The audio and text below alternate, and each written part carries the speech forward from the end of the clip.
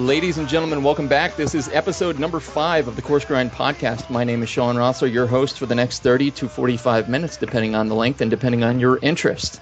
With me today is a old school friend turned big time chef. As childhood stories go, this one is definitely a winner. Imagine a bunch of 16-year-olds in the back of one's mother's car. We're not going to name names. Might have been me. Snowy, icy, and experienced. They all think it's a swell idea to gun it over a hump in the road and try and catch air, only to end up landing, sliding, and crashing into a rock, thus presenting your host with his first automotive repair expense. Fast forward a number of years, and one of the instigators, who will remain nameless for at least a couple more seconds, from that very day is cutting a swath in the California culinary scene with menus, the few I've seen anyway, that leave one both wondering and wanting. He is today as cutting edge as he was back then, just maybe in a more constructive fashion. He is chef de cuisine at Bull Valley Roadhouse, tucked at the end of a canyon road in the ramshackle docktown of Port Costa, California. Ladies and gentlemen, and everyone in between, my guest today, Chef Matt Brown. Matt, how you doing, buddy? Doing all right. How are you doing? All right, man. Good. How is the, well, I won't ask how the weather is because I got a sunburn in Pennsylvania yesterday, so I can only imagine what's going on out there. It's beautiful. Excellent, man. You keeping busy with yourself? Oh, too busy. Yesterday was the Mother's Day. Oh, man. Oh, that's right. Everyone's taking mom out to dinner that day.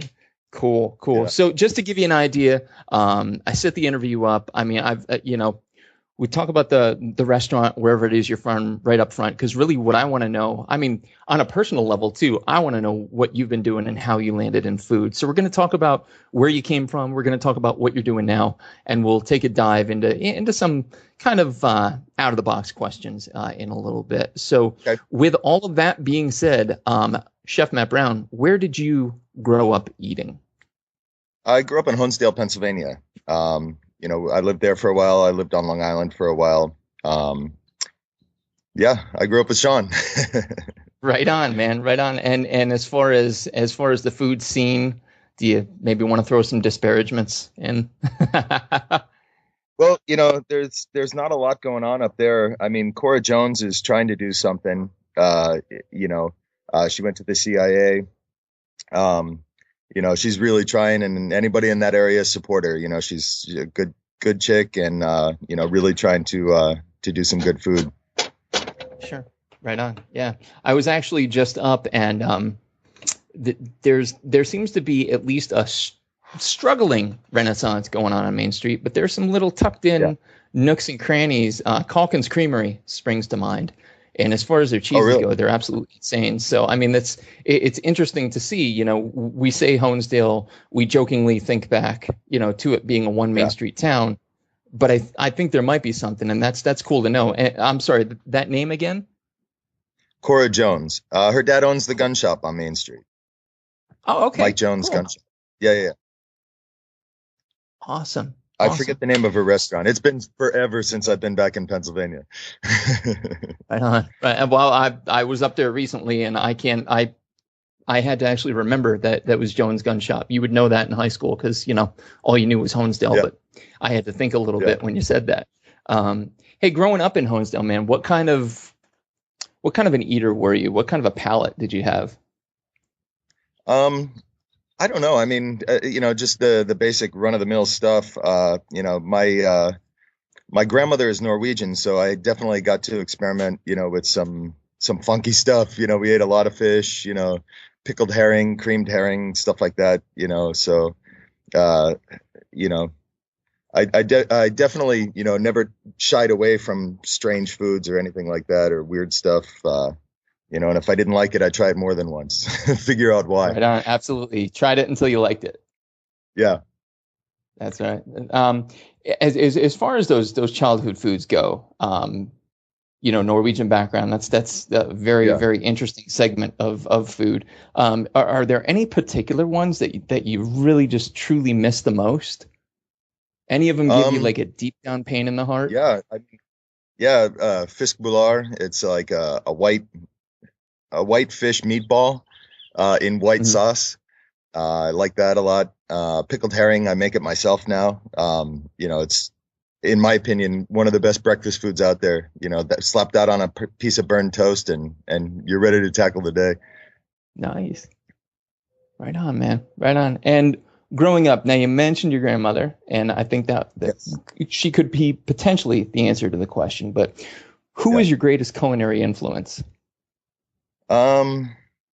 Yeah, probably my grandmother. When I was like 12 or 13, you know, I wanted a subscription to Bon Appetit magazine, and she got me that. And then another part of my Christmas present, she took me to the Culinary Institute, and we went to their French restaurant there, and ate dinner, and I was just really impressed, with not only the food but the way that it was an open kitchen. It was behind glass; you couldn't hear what was going on in there, but seeing the efficiency with which the cooks managed to crank out the food, it was really quite impressive.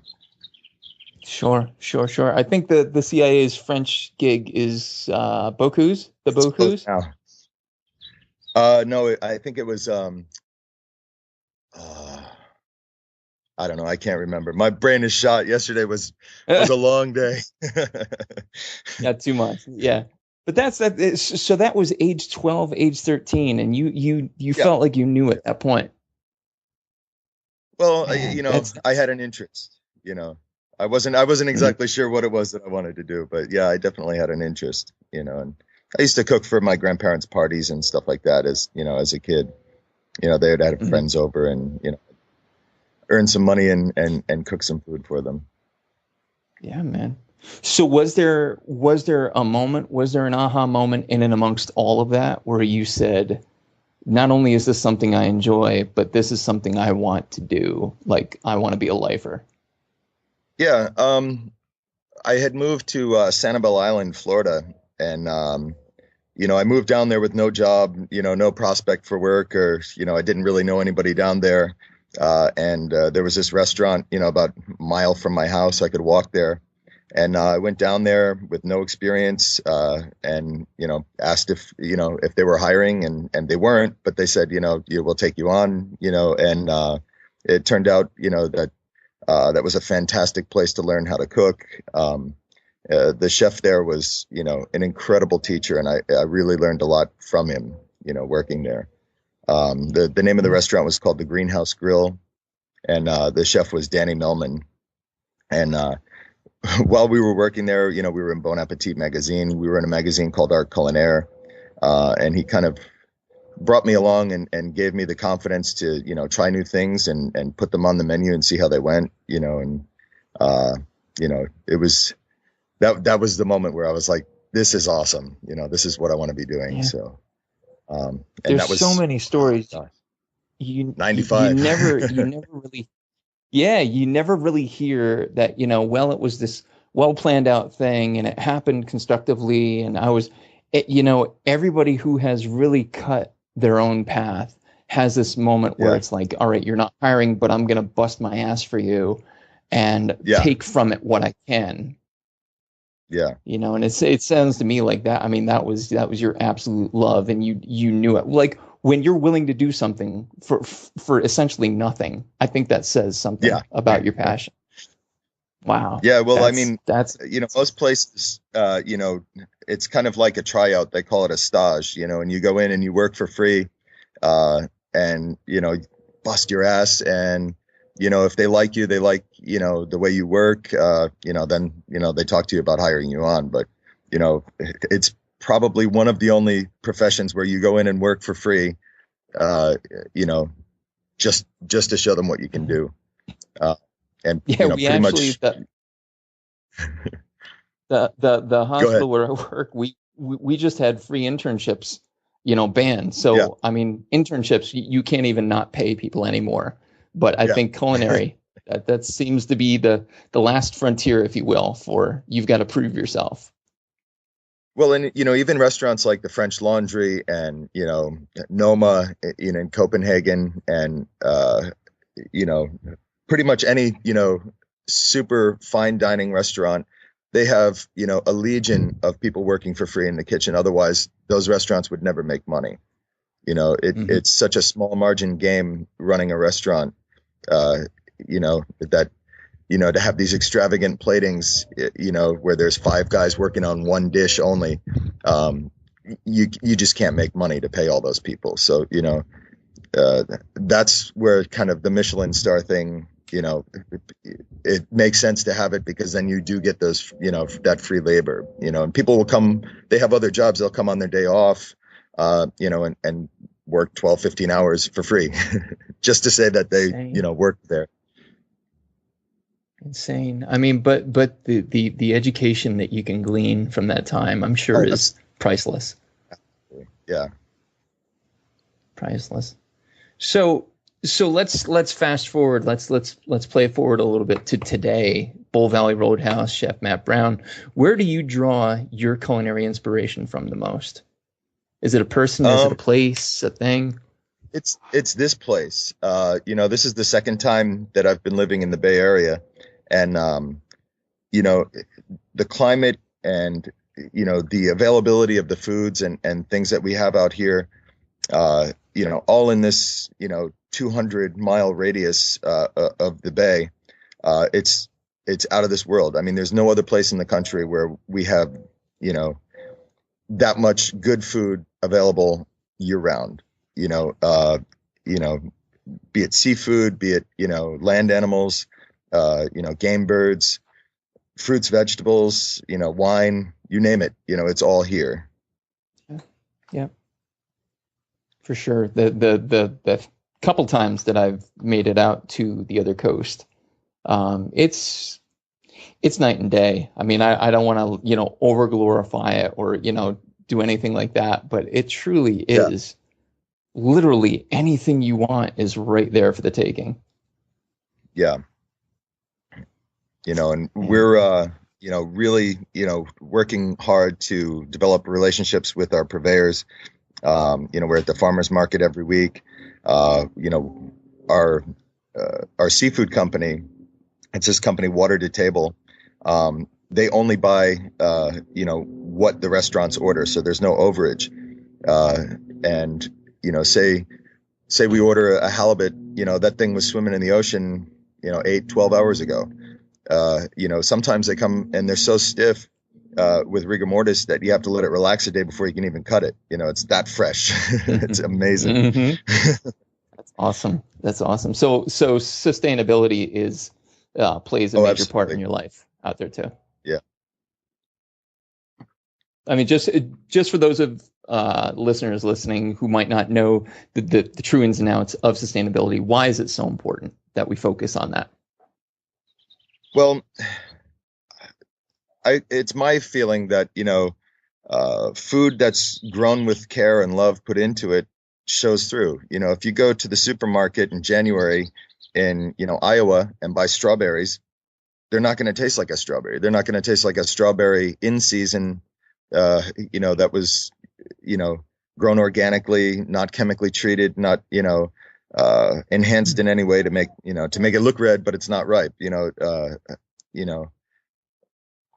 I think the national standard for organic, it falls short of the mark. California's, sense of organic, although it's kind of a pain for the farmers to get organic, to get the organic approval. I think, it makes a lot of sense and don't even get me started on GMOs. But, I hear they're a comfortable topic to discuss. Say again? I said, yeah, I hear they're a, non-controversial topic to discuss. Oh yeah. But, I think, organic, local and sustainable, food, when you can find it, you should go that route, because it keeps the money in that area and, you're supporting your local economy. When I was living in Florida, I would go to the grocery store to buy oranges, and I'm living in Florida. I can't find a Florida orange in the grocery store. I have to, they're coming from, Australia or Mexico. They're right here. I can see orange groves when I drive to work. Where are these oranges going? It's just, the food system is, especially, grocery market food system. It's, it doesn't make any sense. we lose sight of the content and focus more on the convenience of the having, and we forget what it's like. There's actually the last guest that I had on, Gary Vatican. He's owner of a restaurant here in Bloom, Seasons on Main, and he changes the menu every season just for that reason. And it's, people say, oh, I love feeling the seasons in Pennsylvania as an example, but like you said, they want strawberries in January. Well, you don't really like the seasons if you feel that way. You can't have both. It's not, I don't know, but in any case, I agree. We get flack for it, and there's one thing that we do get year round, and it's probably the only thing, and it's because the bar has the demand for it, is we get mint, and it's hothouse mint, because we use it in drinks and stuff like that. But, for the most part, everything else is, strictly seasonal. Yeah. I don't know. But getting back to you, Less Sustainable, More Matt Brown, over your career, which I mean, now I'm hearing this and I'm just, I'm amazed at it already. What did you create that has to date been your greatest creation that you felt most proud of? Was there one thing, one dinner, one meal? 1999, we did the Thanksgiving dinner at the James Beard House in New York City. Wow. That was probably the pinnacle. I mean, that was amazing. It was an amazing experience to be associated with that, and that was super cool. Wow. I was working at this restaurant in Tennessee, outside of Nashville, in a town called Franklin. And the name of the restaurant was Magnolia. It was owned by Barbara Mandrell and her husband, Ken Dutney. And we got invited to do Thanksgiving at the James Beard House. And it was cool. You fly to New York and, we had to ship our food overnight. It was coming. We're checking to make sure everything's okay. It was doing a long distance catering gig. It was, just surreal. Wow. Not to mention for the James Beard House. That's no small. Yeah, not to mention for the James. It was pretty cool. Right on. Has there been anything in your career that you look back on, you go, oh my God, what was I thinking? Like, did you ever walk away from something or do a gig that you just regret? Yeah, there were a couple, a few places where, they don't get mentioned on my resume, and sure. I do my very best to forget that they ever happened. Certainly, and certainly don't have to be mentioned here either. I don't want to pressure you. Yeah, no. I try not to put any negativity out in the world, because whatever you put out, you get back, so. Right on. Yeah, there are definitely a few. So the answer is yes, there has been. Yes, there has been. Unequivocally. Right on. Unequivocally. Beautiful. What, in your opinion, is the next big thing in food? Like, if you had to put your finger on something that's either coming up or has already come up and is only going to get bigger, what do you think is next? Well, I don't know. This modernist cooking, I think it gets a bad rap. They're doing kind of really neat stuff, and people, kind of poo-poo it because it's kind of, they think it's a fad or something like that, but, everybody's doing it, I mean, sometimes they go a little bit crazy, with the meat glue and stuff like that, but, and all the chemicals and stuff like that, but they're really pushing the bounds, and it's kind of, ever since man created fire, they've been pushing the bounds with what they want to eat, and I think, probably modernist cuisine. And I hate the term for that because, I mean, it's just another tool in the toolbox. If you want to sous vide something or, boil it or braise it, you're still cooking it, Right. That and the foraging movement, people, chefs particularly going out in their, locale and foraging for food that they're going to serve. We do it. There are these pink peppercorns that grow in the town where my restaurant is, and we go out and we pick once a year when the peppercorns are ripe and we pick enough for all year. We use them in our ribs. We get miner's lettuce, nasturtiums, and we had a comment last week. Somebody was eating the ribs, and on the bottom of our menu it says that we forage for some ingredients, and they were shocked that these ingredients came from outside. You mean, isn't that dirty? Everything comes from outside. Yeah, it's that's and mindset. Just, yeah, that almost gets back to what we were saying before about they're just I want to feel the seasons, but I want strawberries in January. You almost it's the same thing as taking kids to a farm. We just went to a local organic farm over the weekend, and we saw pigs. And I said to my boys, I'm like, hey, this is where bacon comes from. This is where and they're cool with it. But there are kids who you tell that, and the parents just want to shield them from the reality that this is where food comes from. Food gets shit poured on top of it to make it grow better. Yeah. Yeah, basically. So, yeah, but the foraging movement too. To go back to that, that's just an incredible movement. And I was watching, I think it was Parts Unknown, and I want to say Bourdain was in Norway or somewhere over there where they were. Yeah, I think he was actually at Noma in Copenhagen, Denmark. Yes, I'm sorry, Denmark. You're absolutely right.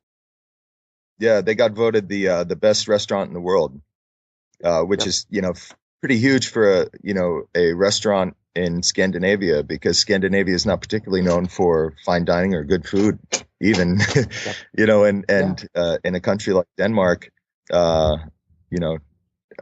people are it's ingrained in them to be very low key, and not stand out. That it's really incredible the things that they're doing there.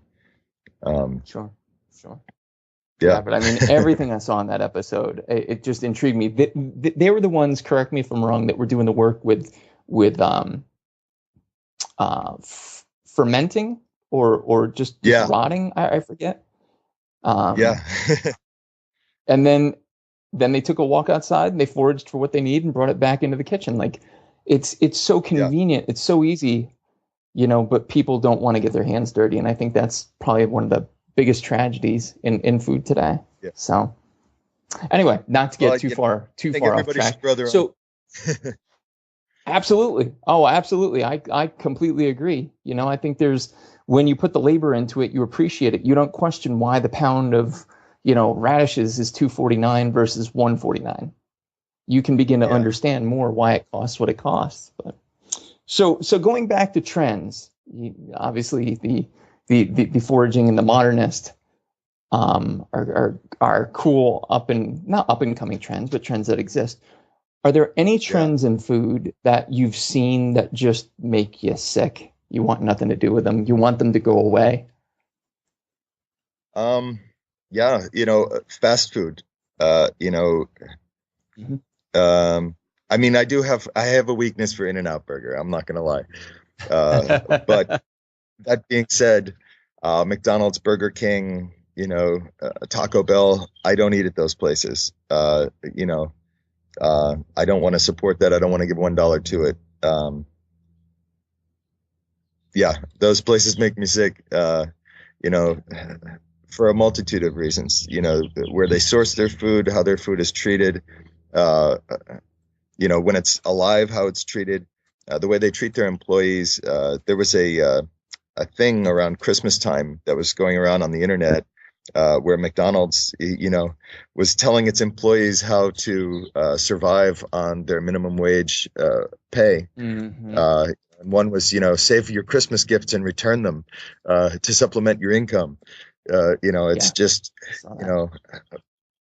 big business, that doesn't, it doesn't give anything back really, in my opinion. They're just there for the take. No, I agree. Yeah, I agree. I wish that would go away. It's all convenience. And it sends people the wrong message. I can get a cheeseburger meal at McDonald's that's really poison for me for 99 cents. but if I want to go to the, go to the farmer's market or even, a Whole Foods or a grocery store and go to the organic section and buy, fruits and vegetables, there's a cost associated with that. That's, in a lot of people's minds unattainable. That it's seen as a luxury to eat organic or, the way that we should actually really eat. Right. I wish that mindset would switch. Yeah. And I kind of feel like it is a little bit, I don't know that we'd be doing this show or, you'd be such a strong proponent, successful proponent rather of the movement. We're not at least gaining some strength, but I agree. There's, you look around, you see just this vast sea of garbage getting thrown out windows into your car and into your stomach. And it's sad. It's sad. Yeah. You're absolutely right. Yeah. So career-wise, Matt, what's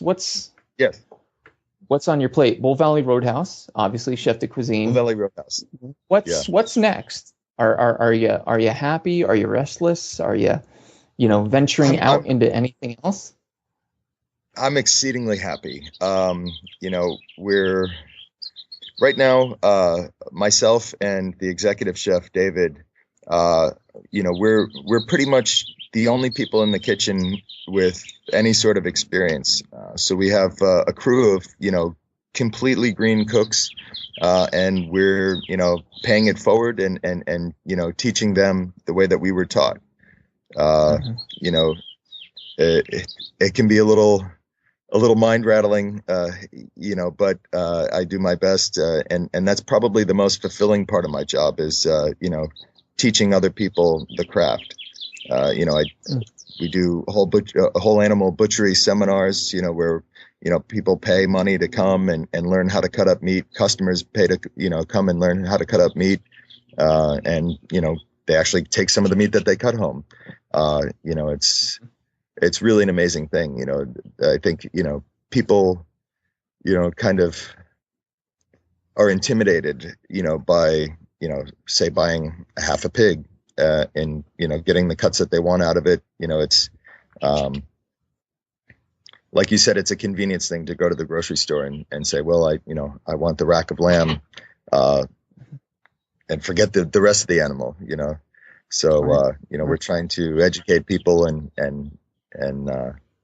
show them that, it's not difficult, once you know how, you can do it all yourself. Yeah. Yeah. Not to mention it's under the safe, sterile security of plastic in a nice little styrofoam package. I don't have to touch it and get my hands dirty. But that's the thing that the people liked the most was actually getting in there and and doing it. That at first people were hesitant. Nobody wanted to be the one doing the cutting while everyone else is standing around watching. But then once a few people got into it, everybody, let me try that. They got out the bone saw and they're hacking away at the lamb, or the pig. It was really pretty cool to see that. People say, "Oh, I could, so and so did that. I can do that." Mm-hmm. And teaching that has to be such a satisfying experience for you. Yeah. It really is.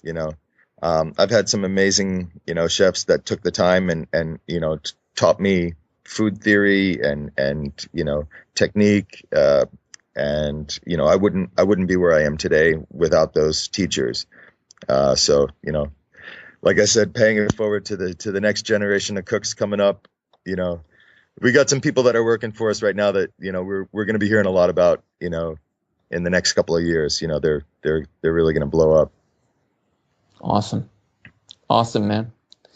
So, last section, little bit different, little bit of a change of pace as far as the questions are concerned. More of a almost truth or dare, but not really truth or dare because dare just couldn't happen this way, and we're not going to go that route. But so I'm standing in your kitchen, professional kitchen, where it is you do your thing every day.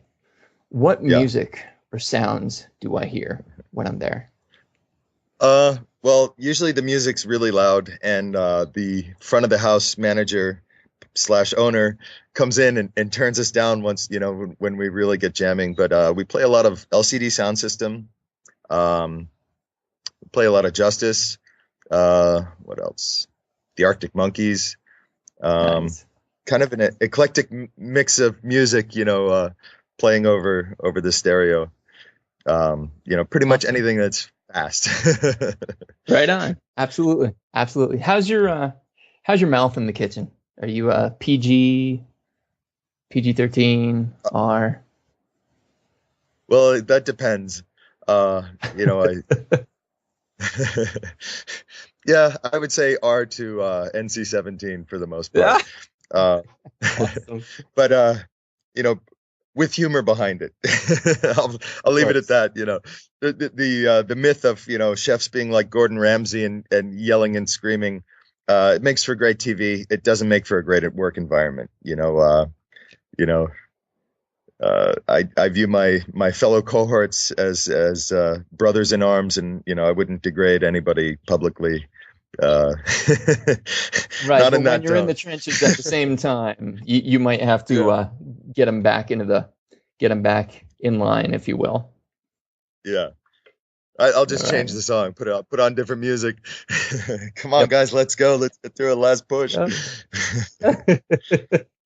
Right on. So imagine, if you will, you're going to be stranded on a deserted island, and you're only allowed to take 3 foods or food items with you. What would you take?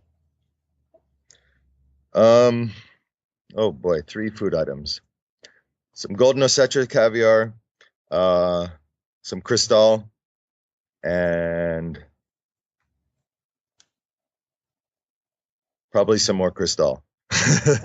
Nice. Because if you have enough cristal, you're not going to care where you are.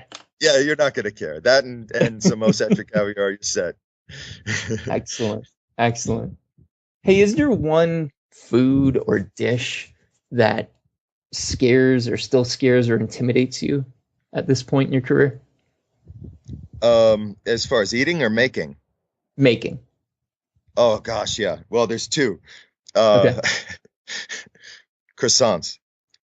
I used to have to make so many croissants, like at that restaurant that I was talking about, Magnolia in Tennessee. We did Sunday brunch, and we would do anywhere between 750 and 1,000 people for brunch. And I would have to make yards and yards of croissants, and folding the dough and folding the dough and folding the dough and rolling it out and cutting the croissants and rolling them. And half of them we would make, petit pain au chocolat. And I mean, I want to start serving them, but I don't want to do them. I'll have somebody else do it. I'll show them how and then turn it over.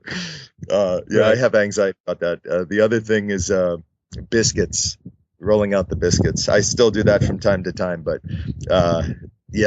biscuits, they give me anxiety. I don't know why. Biscuits and croissants. So yeah, I mean, I love them both dearly, but the thought of having to make, literally thousands of pieces every week, it was, time consuming and just, a little overwhelming. Overwhelming. Absolutely. Right on. Hey, have you ever checked out any of the Melanie Denea books, My Last Supper? No, I haven't. So the overall premise is that they took 50 chefs in the first volume, 50 in the second, and they asked them, they said, what would your last meal be? Who would be there? What music would be playing, and so on. And so, to you, I ask, what would be your ideal Last Supper? Your guests, dishes, music, drinks, what would be there? Oh boy. Probably Nobu. I probably want to go to Nobu with family and close friends. Yeah, that's it. Their new style sashimi and their beef tataki. I mean, those are 2 dishes that are just out of control. So good. Everything at Nobu is delicious, but those 2 actually stand out. And yeah. Music that would be playing, it wouldn't matter because the food's so good, and just as long as my friends and close family are there, or my close friends and family are right. Right on. And finally, Matt, what is food to you in a single word? Art. Beautiful. Beautiful. Reason behind that being? Oh, the reason behind it being art. Mhm. I don't know, when I'm cooking and either developing a new dish or executing a dish for service, I feel like you put a little bit of yourself in it. I definitely, everything that I cook with love, and a little piece of me goes out with it. It gives me a chance to be artistic and hopefully there's a reaction when it gets to the table, good, bad, or otherwise, Sure. and anything that elicits a reaction could be considered art. Exactly. Very true. Well, listen, buddy, it's been a long time, too long, but thank you so very much. I really appreciate it. Thanks, Any place you want to plug? Yeah, Bull Valley Roadhouse, Water to Table, Full Belly Farm, River Dog Farm. Yeah, those are all great places. Check them out. They don't ship, but if you're in the Bay Area and you're listening to this, get down to the Berkeley Farmers Market, go to the Marin Farmers Market, and support your local farms. Absolutely. No farms, no food. So, hey, man, Absolutely. Thanks again. My guest again today has been Chef Matt Brown, Chef de Cuisine at Bull Valley Roadhouse. My producer is the Reverend Johnny Lamoria Robinson, host of the Pleasure Saucer podcast. And I am your host, Sean Rossler. Facebook.com/Coarse Grind Podcast, Twitter @Rossler, SeanRossler.blogspot.com. Check them all out. Next episode forthcoming will be episode number 6. And hopefully you enjoyed this, and there will be many more. Take care.